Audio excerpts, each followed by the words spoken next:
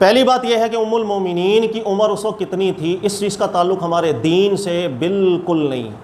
इसलिए कि अगर तो ये बात अल्लाह ताला ने कुरान पाक में बयान की होती कि अल्लाह इरशाद फरमा रहे हैं कि जिस वक्त ये निकाह हुआ अल्लाह के नबी सल्लल्लाहु अलैहि वसल्लम का उम्मुल मोमिनीन आयशा सिद्दीक़ा के साथ, उस वक्त आपकी उम्र 6 साल थी या 9 साल थी,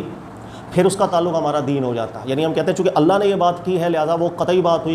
हुई, हम उसे उदूल नहीं कर सकते। या अगर अल्लाह के नबी अलैहिस्सलाम ने अपनी पूरी ज़िंदगी मुबारका के अंदर कभी ये इरशाद फरमाया हो कि हमारा जब निकाह आयशा सिद्दीक़ा के साथ हुआ था तो उस वक्त आपकी उम्र 6 साल थी या 9 साल थी जब बिना हुई, रुखसती हुई, फिर हम कहते हैं इस चीज़ का ताल्लुक़ अब नबूवत से है, दीन से हो गया, लिहाजा हम उसको एक अलग जहत के अंदर उसको दीन का हिस्सा करार देते। याद रखिएगा ये निकाह कब हुआ इसका जिक्र ना अल्लाह ताला ने कुरान पाक में जिक्र किया, ना रसूलुल्लाह सल्लल्लाहु अलैहि वसल्लम ने अपनी पूरी ज़िंदगी तय्यबा के अंदर इस मसले को कभी डिस्कस किया। लिहाजा उम्मुल मोमिनीन आयशा सिद्दीक़ा की उम्र कितनी थी कितनी नहीं थी इसका ताल्लुक़ दीन से बिल्कुल नहीं। पहली तो बात ये ज़हन में निकाल दो।